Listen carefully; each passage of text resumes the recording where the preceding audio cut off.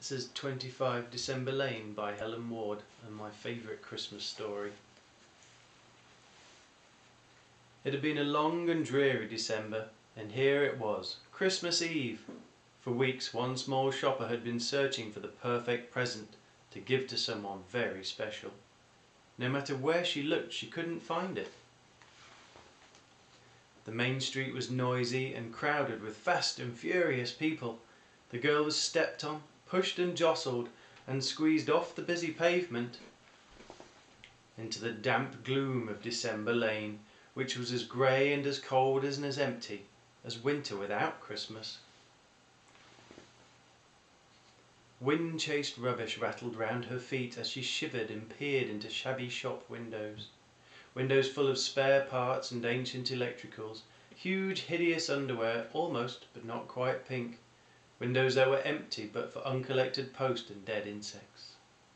On she went when any ordinary shopper would have turned back. Just as the girl was about to give up and go home, a glimmer from across the street caught her eye.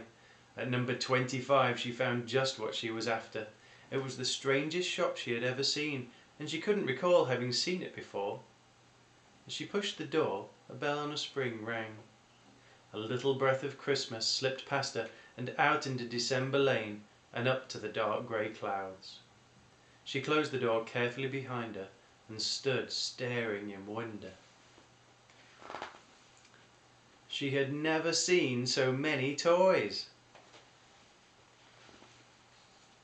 Teddy bears and clockwork cars, teepees, castles, Noah's Arks, books and dolls and dinosaurs disappeared into the distance. There was a kerfuffle at one of the counters. Another customer was being served. Shop assistants bustled past. "Excuse me," said the girl politely. "I'd like to buy a—" "I'll be with you shortly," came the answer. The other customer, who just fitted into his old grey coat and worn-out hat, was busy scooping games from the shelves into a sack. "Can you help me?" the girl asked a hurrying assistant. "I see you have a—" "Won't be a moment," he replied. Up and down the ladders the assistants flew as the other customer pointed and nodded the things he wanted. "Oh dear," said the little girl as one shelf after another became empty. "Surely he's not going to buy everything?" But the passing assistant just waved a dismissive hand. The toys continued to roll and scuttle into the enormous sack.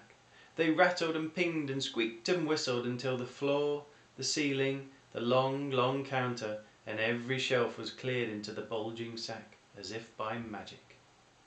The girl looked on in dismay. "Oh, please," she said, "not that one." But it was too late. The other customer was ready to leave. He tied his great sack shut, slung it over his back and somehow squeezed through the narrow door, leaving just enough space for a loud "Merry Christmas!" As he bustled away, the girl thought she caught the wink of a kind and twinkly eye.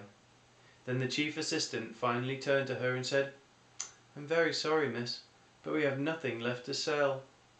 "Oh dear," said the girl, feeling her heart sink. She opened the door just enough and slipped back out into December Lane. Her feet stepped out onto sparkling new snow. She looked up into the darkness, now thick with swirling snowflakes, and smiled. How happy this first snow would make that special someone waiting for her at home. It wasn't a gift she had bought in a shop, but it was still something she could share. Then out of the sky something tumbled toward her.